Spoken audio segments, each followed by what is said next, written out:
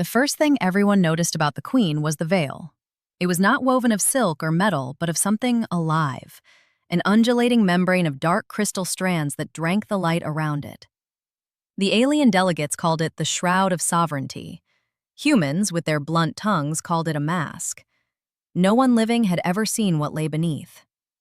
The queen of the Nocturne, an ancient species whispered about as alien vampires, sat upon a throne grown from black bone and starstone, high above the conclave hall.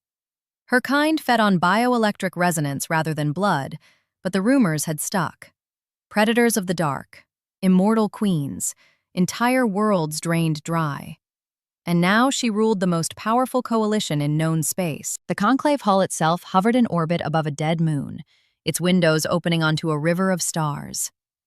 Representatives from 100 species filled the amphitheater, insectile philosophers clicking their mandibles in anxiety, crystalline beings refracting soft color, and humans, newcomers, stiff-backed, painfully aware of how small they were here. The queen had summoned them for a single purpose: truth. For centuries, the Nocturne had enforced peace through fear and precision. No wars, no rebellions, because none dared challenge the faceless monarch who could silence a planet with a thought. But now fractures had appeared.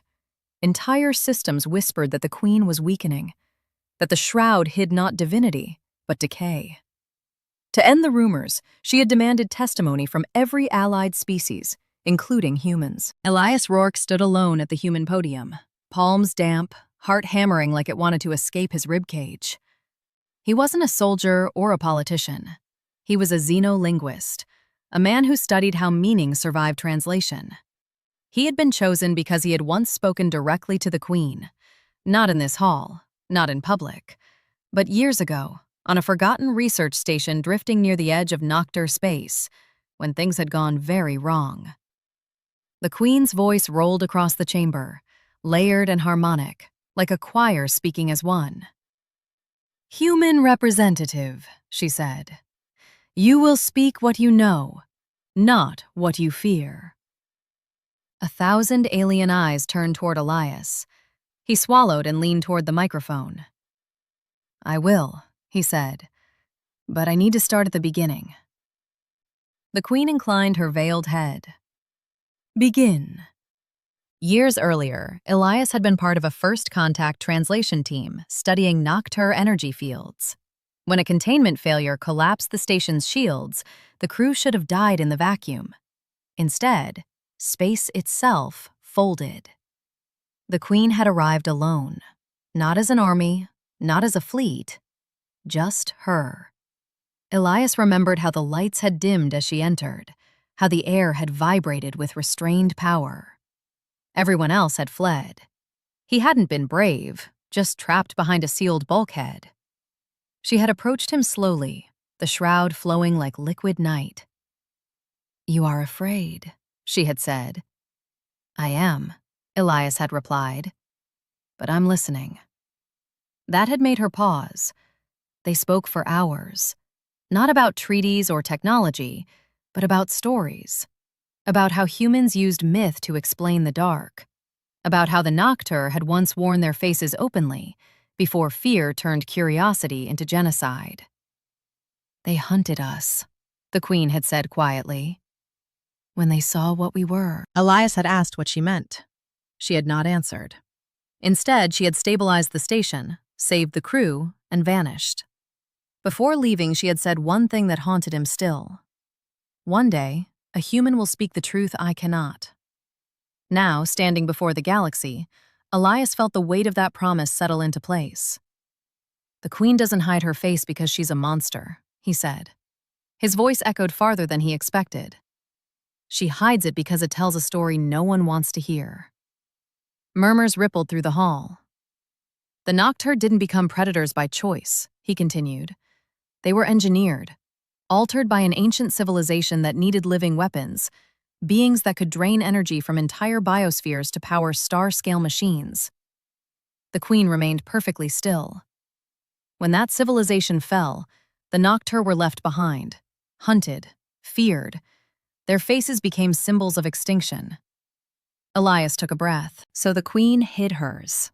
not out of shame, but out of mercy. Because seeing it triggers something primal, even in us. A crystalline delegate pulsed angrily. Then why rule through terror? The queen's voice cut in, sharp as fractured ice.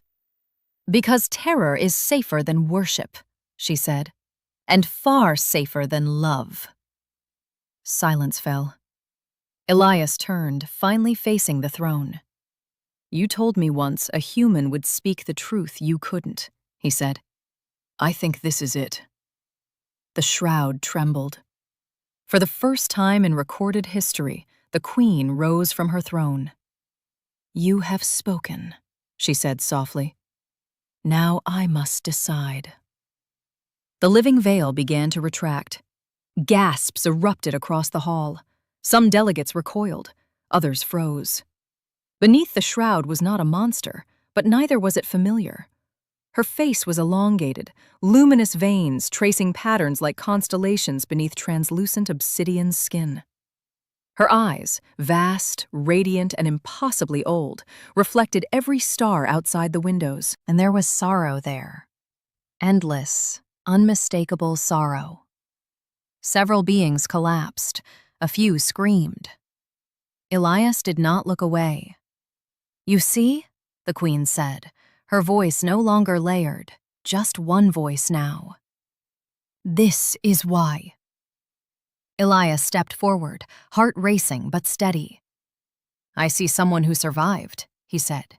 Someone who chose restraint when she could have chosen annihilation. The queen studied him. Slowly, the shroud flowed back into place. You are the first, she said, to look upon me without asking what I am. She turned to the conclave. The age of fear is over, the queen declared. Those who remain will do so by choice. One by one, delegates steadied themselves. None left. The queen returned to her throne, quieter now, but somehow larger. As the hall slowly filled with cautious conversation, Elias felt a strange warmth spread through his chest. He had spoken the truth, and for the first time in centuries, the alien vampire queen no longer stood alone in the dark.